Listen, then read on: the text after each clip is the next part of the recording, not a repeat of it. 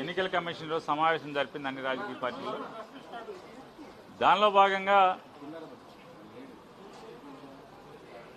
పలు అంశాలు లేవనెత్తాం. వైఎస్ఆర్ కాంగ్రెస్ పార్టీ తరఫున ఏదైతే డిలీషన్ కోసమో లేకపోతే అన్మ్యాప్డ్ కిందో నాట్ ట్రేస్డ్ కిందో వారందరికీ ఎవరికైతే నోటీసులు ఇస్తున్నారో వివిధ కేటగిరీల కింద ఇచ్చేటువంటి విచారణ నిమిత్తం ఇచ్చేటువంటి నోటీసుల లిస్ట్ అంతా కూడా అన్ని రాజకీయ పార్టీలకి బూత్ వారీగా మేము కావాలని అడిగాం. కానీ నా చేతిలో లేదు, ఎలక్షన్ కమిషన్ రాయాలి, ఢిల్లీకి రాయాలని చెప్పారు. మీరు ఢిల్లీకి రాయండి, ఏమని రాయండి, ధర్మమైన డిమాండ్ మాది. మీరు ఎవరెవరికైతే నోటీసులు ఇస్తున్నారో ఓటు తొలగింపు కోసం, మీ ఓటు ఎందుకు తొలగించకూడదు అని చెప్పి నోటీసులు ఇస్తున్నారో ఆ నోటీస్ ఇచ్చేటువంటి ప్రతి ఒక్కరి వివరాలు బూతుల వారీగా, ఎన్నికల బూత్ వారీగా మేము కావాలి, రాజకీయ పార్టీలు అన్ని పార్టీలకి మీరు ప్రొవైడ్ చేయండి అని చెప్పి మేము డిమాండ్ చేశాం. వారి పైకి రాసి మాట్లాడతామని చెప్పి చెప్పారు.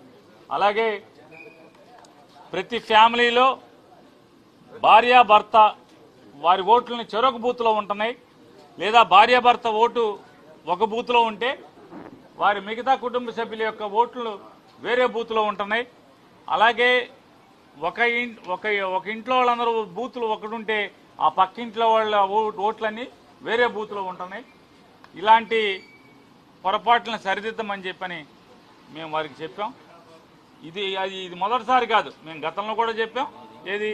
ఈ ప్రాసెస్ మొదలైనప్పుడు, ఎస్ఐఆర్ ప్రాసెస్ మొదలైనప్పుడే అప్పుడే మేము లేవనెత్తాం. అప్పుడు కానీ మళ్ళీ ఇప్పుడు కానీ వారి సమాధానం ఒకటే, మా చేతిలో లేదు, దాన్ని మీరు ఫారం 8లు పెట్టుకోండి అన్నారు. ఫారం 8లు పెట్టుకోవాలంటే ఎలక్షన్ కమిషన్ దాకా రావక్కర్లేదు, వారు ఆదేశాలు ఇవ్వాల్సిన అవసరం లేదు. ఎవరికాళ్ళు వ్యక్తిగతంగా వాళ్ళే పెట్టుకుంటారు. దానికి పెద్దగా ఇంతమంది రాజకీయ పార్టీలు పిలిచి ఎలక్షన్ సీఓ గారిని పెట్టి పెట్టాల్సిన అవసరం లేదు.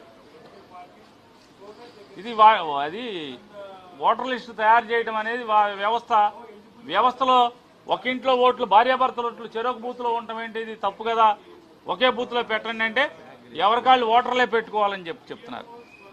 సవరణ పెట్టుకోవాలంటే ఓటర్లు అంటే ఓటర్లకి ఏం పాపం, లిస్టులు తయారు చేసేదేమో ఎన్నికల కమిషను, సవరణలేమో ఓటర్లు పెట్టుకోవాలండి.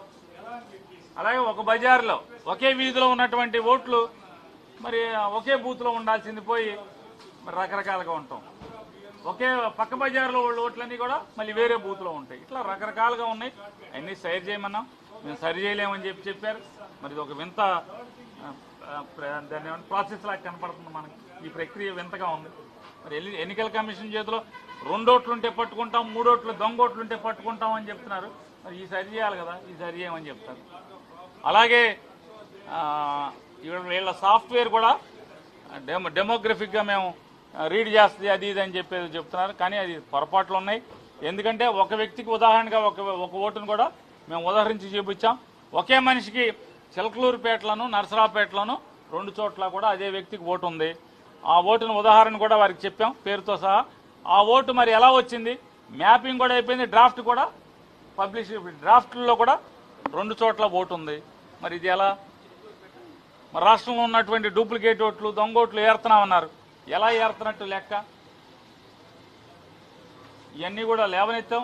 అదొకటే కాకుండా బిఎల్ఓలను కూడా అదర్ డ్యూటీస్ ఉండకూడదని చెప్పని మేము గట్టిగా గతంలో అడిగాం, ఇప్పుడు కూడా అడుగుతున్నాం. ఎందుకంటే బిఎల్ఓలు రాష్ట్రంలో వెట్టి చాకరీ చేసే పరిస్థితి కనపడుతుంది. గొడ్డు చాకరీ చేస్తున్నారు బిఎల్ఓలు. వారు మరి ఎలక్షన్ ఉద్యోగం కాకుండా, బిఎల్ఓ ఉద్యోగమే కాకుండా వారి రోజువారీ ఉద్యోగం కూడా బాధ్యతలు, విధులు నిర్వర్తించాలని చెప్పని పై అధికారులు ఒత్తిడి చేయడం కింద జరుగుతుంది. కాబట్టి దీనివలన పని ఒత్తిడి ఎక్కువ అవుతే కనుక ఓటర్ల లిస్టు తయారీలో తప్పులు జరుగుతాయి అని చెప్పని కూడా సీఈఓ వారి దృష్టికి తీసుకెళ్ళాం. చెప్తామని కిందసారి చెప్పారు, కానీ చెప్పలేదు. ఈసారి మరి చెప్తారో లేదో తెలియదు. మరి చెప్తారని ఆశపడుతున్నాం. ఎందుకంటే 1.5-2 నెలల క్రితం కూడా చెప్తే అలాగే చెప్తామన్నారు. ఇంతవరకు ఏటీఆర్ అంటే ఏటీఆర్ లేదు అంటున్నారు.